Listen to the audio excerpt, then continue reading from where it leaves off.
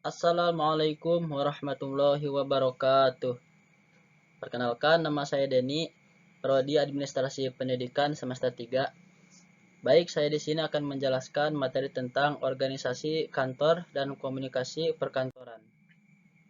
Pengertian organisasi kantor. Organisasi perkantoran merupakan tempat orang-orang melakukan interaksi untuk mencapai tujuan organisasi. Organisasi kantor merupakan sebuah kerangka dasar yang di dalamnya terdapat individu-individu melakukan kegiatan dalam bentuk menerima, menyimpan, mengolah, dan menyajikan informasi dan merawat aktiva. Unsur organisasi kantor. Yang pertama, unsur inti.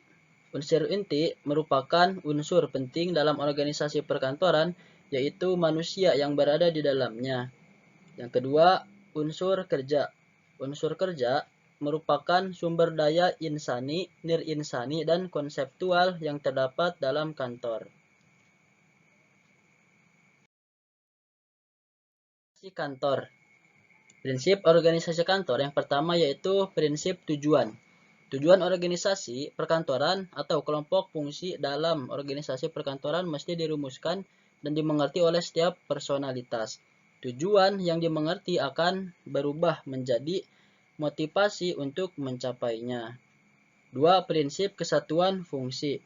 Setiap organisasi perkantoran terdiri atas sejumlah fungsi yang mesti bekerja sama untuk mencapai tujuan utama organisasi perkantoran itu. 3. Prinsip hubungan individual. Organisasi perkantoran yang efektif terbentuk oleh pribadi-pribadi yang mesti melaksanakan pekerjaan. 4. Prinsip kesederhanaan.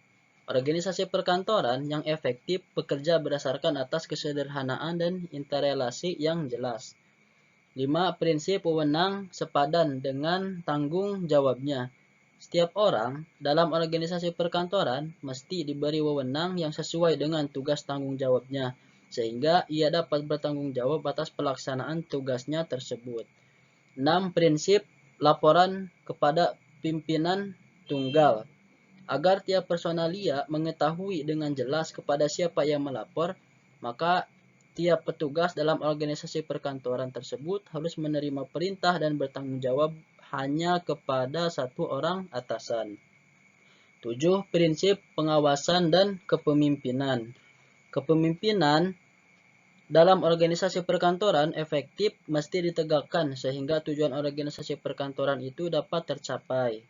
Pengawasan yang efektif akan mencegah perubahan arah dalam mencapai tujuan.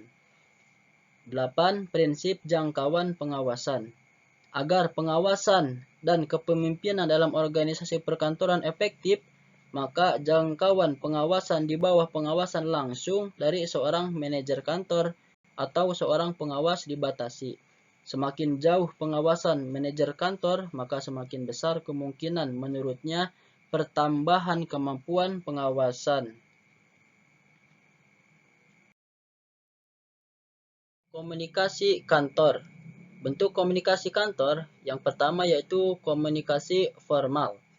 Komunikasi formal dirancang supaya kantor atau organisasi mudah dalam melakukan pertukaran informasi baik secara vertikal, horizontal, ataupun diagonal.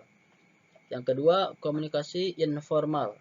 Komunikasi informal yaitu komunikasi ini tidak mengandalkan susunan struktur hierarki, melainkan hubungan yang sifatnya lebih pribadi.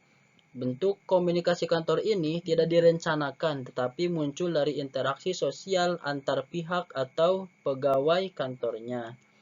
3. Komunikasi internal. Komunikasi internal merupakan bentuk komunikasi yang dilakukan di dalam internal perusahaan atau kantor. Komunikasi ini dapat dilakukan secara formal ataupun informal. Keempat, komunikasi eksternal. Komunikasi eksternal adalah bentuk komunikasi yang dilakukan dengan membawa informasi masuk atau keluar kantor. Dilakukan untuk mencapai tujuan kantor. Biasanya dilakukan dengan pelanggan, masyarakat, ataupun stakeholders eksternal perusahaan. Mungkin itu saja yang dapat saya sampaikan, kurang lebihnya mohon maaf. Wassalamualaikum warahmatullahi wabarakatuh.